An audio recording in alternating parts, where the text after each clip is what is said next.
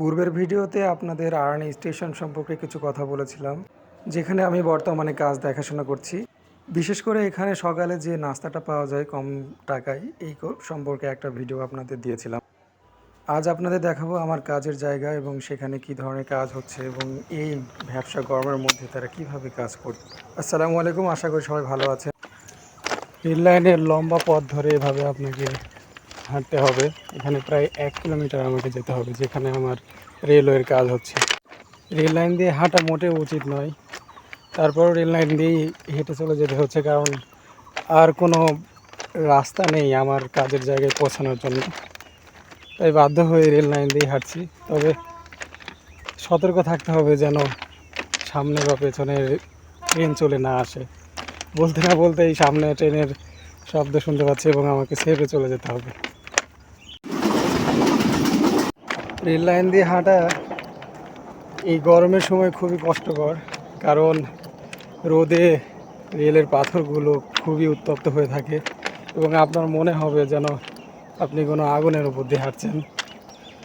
তাই খুবই গরম লাগবে এবং তারপরেও আমাকে কাজের জায়গায় পৌঁছাতেই হবে। বলতে বলতে 1 কিলোমিটার হেঁটে চলে আসছি এবং গরমে অবস্থা আমার খুবই খারাপ, খুবই গরম লাগছে এবং সামনে আমার কাজ হচ্ছে রেলওয়ের। এই কাজটা খুবই গুরুত্বপূর্ণ। এখানে টার্নিং রয়েছে, এখানে বাঁক রয়েছে, বিধায় ট্রেন লাইনের পাথরগুলো ছিটকে চলে যায়, পড়ে যায়। এই জন্য এখানে ওয়াল তৈরি করা হচ্ছে এবং মাটিও যেন ধরে রাখতে পারে, যেন কোনো দুর্ঘটনা না ঘটে, এই জন্য এই কাজগুলো হচ্ছে।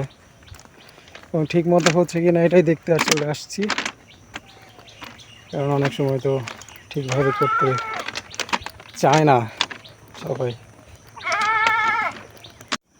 এই তো আমার কাজের জায়গা এবং এই সাইড দিয়েই এই যে দেখতে পাচ্ছেন আমার পেছনে এই ওয়ালগুলো তৈরি হচ্ছে, যেন পাথরগুলো চলে না যায় এবং মাটিও যেন ধরে রাখে, যেন মাটি ধসে না যায় বা রেল লাইন নিচের যে মাটি আছে এগুলো যেন ধসে না পড়ে। আর এতেই দেখতে পাচ্ছেন আমার কি অবস্থা, ঘেমে একদম একাকার হয়ে গেছি। যাই হোক, তারপরও পৌঁছাতে পেরেছি। এভাবে প্রায় 1.5 কিলোমিটার রাস্তায় এইভাবে ওয়াল দিয়ে গাঁথা হবে। এই কাজগুলো মূলত রেলওয়ে, বাংলাদেশ রেলওয়ে ঠিকাদার কোম্পানির মাধ্যমে করে থাকে। তারা রাজমিস্ত্রি নিয়োগ দিয়ে এই কাজগুলো করে থাকে।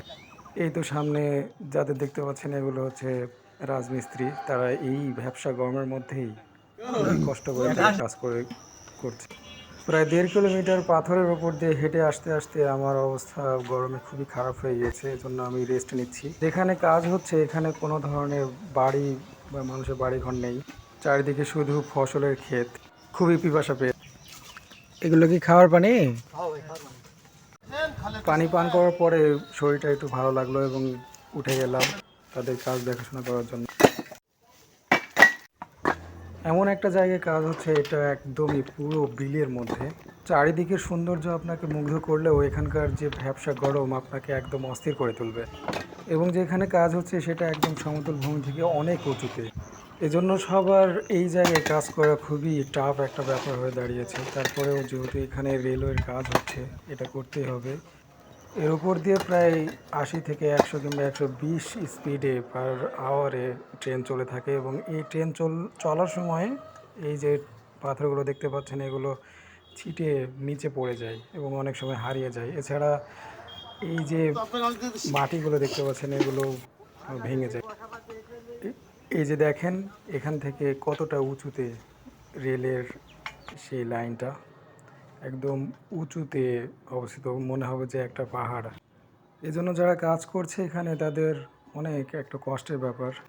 ইনাদের কষ্ট দেখে আমার নিজের কষ্টকে তুচ্ছ মনে হয়। এই যে দেখেন গরমে আমি মাথায় কি দিয়েছি, এরপরে সহ্য করতে না পেরে ছাতা দিয়ে দিলাম, যদি এই ছাতাটি আমার না, আমি ভুলে ছাতাটা রেখে গিয়েছিলাম। অপরদিকে ইনাদের কাজ কত ভয়াবহ, ঘেমে একদম একাকার হয়ে গিয়েছেন। তারপরেও তো তেনারা কাজ চালিয়ে যাচ্ছেন। রেসপেক্ট তাদের জন্য।